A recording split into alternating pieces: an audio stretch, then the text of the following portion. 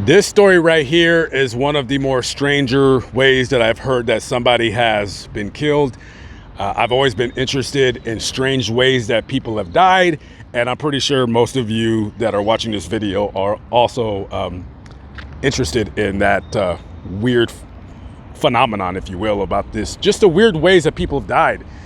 And this story goes right along with them. So we're gonna go to September 7th, 2023. We're in Palmdale, California, about an hour northeast of Los Angeles. We're at the Great Butte Air Base, right? And 32-year-old Stephanie Cosme, she's a systems analyst for Sumaria Systems, which is a government defense contractor, and they've been hired by the Air Force, and they basically take readings from drones. I don't know why the Air Force feels the need to contract that job to an outside agency when they should be doing it themselves, but hey, I'm not in the military. I don't know how those things work. So Stephanie's job that night was to take readings from a drone, the MQ-98 Reaper drone. Now, I believe this drone's primary function is surveillance, but it also can kill several members of the opposition force if need be.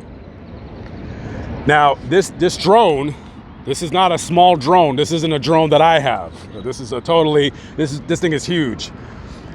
This thing costs about it could cost upwards of $57 million depending on what it's carrying, right?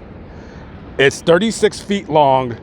It has a 66-foot wingspan, and it has a payload of about 4,000 pounds, right? So this thing, it can carry a couple of, well, actually 8 Hellfire missiles. And this thing also is the drone, not the exact drone, but it's the same model of drone that killed Iran's military leader, Qasem Soleimani.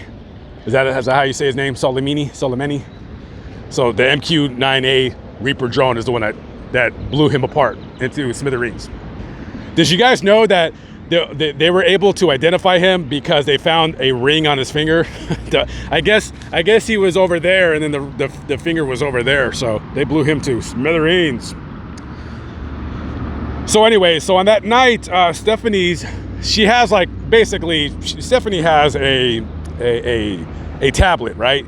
And she was trained and instructed on how to get the data from the drone that I am sure they were testing flying around that area. Now, if you guys don't know, drones are extremely loud. Basically, they can be as loud as a helicopter from what I am assuming, maybe even louder.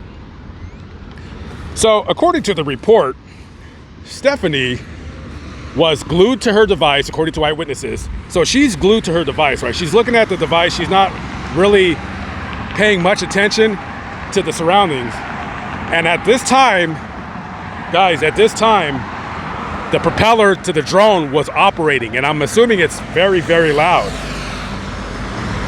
So when she approached the drone, its engines were running, the propellers were spinning, and well, she approached it from the rear, and she was supposed to be taking a measurement with a power meter, which is, I guess, that device that looks like some kind of an iPad or something.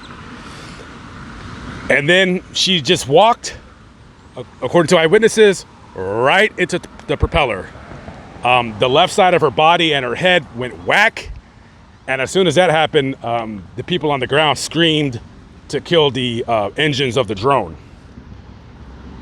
Now, when the drone stopped, obviously, of course they're going to call for paramedics, but I'm pretty sure the extent of her injuries were they knew that she was probably going to die. I mean, I don't know if it like cut off any part of her body or her head, but she suffered major catastrophic injuries. So they rushed her to the closest hospital, maybe by helicopter, I don't know, but she tragically lost her life. And I don't know how this is going to work for the family, being able to, sue the government. because this seems like, obviously, sadly, this was entirely her fault, because according to the report after the incident happened, she was not observant of her surroundings. She just, her situational awareness wasn't there, in so many words. So they feel that Stephanie was incorrectly instructed on how to accurately get the readings from the drone without walking into the propeller. So obviously some kind of training, there was a failure of training somewhere in the situation. So anyways, that kind of reminds me of a similar story that happened down here, and I believe it happened in Fort Worth. There is a model, I forgot her name. Wow, this story happened a long time ago. So she was getting off of a plane, and I don't know why, but she ends up walking into the propeller. Now, don't worry, guys. Not only did she survive, but she's still hot. She did, however, lose, I believe, her left hand or part of her left arm. But she ended up having a baby, and I mean, everything is fine now. And man, boy, you talk about luck. To walk into a propeller, and this poor girl lost her life, and that other lady, she walks away with, okay, I lost an arm, but I'm still, and I want to say her family was very, I don't want to say wealthy, because wealthy to me means that you're worth like $100 million.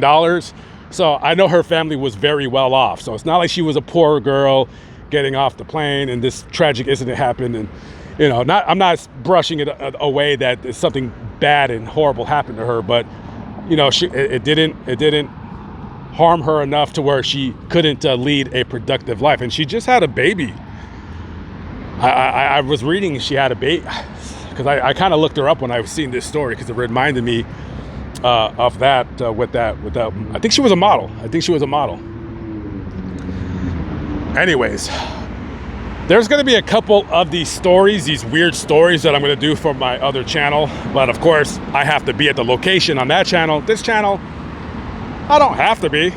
I mean, I'm not even going to try to start doing it on this channel. I just, it's just stories that I want to talk about that, I ain't going to be in the area for a year, but I just want to talk about it. You know what I mean? Hey, if those true crime hotties, if they could do it, I could do it too. Not necessarily true crime, but just interesting stories. Like that one guy in Los Angeles, the guy that got sucked into the engine of the plane at LAX, but he actually meant to do it. Wow. All right, guys, I'm out of here. I'm getting close to the location of where I'm supposed to end my story here. I'll see you on the next one. Peace out.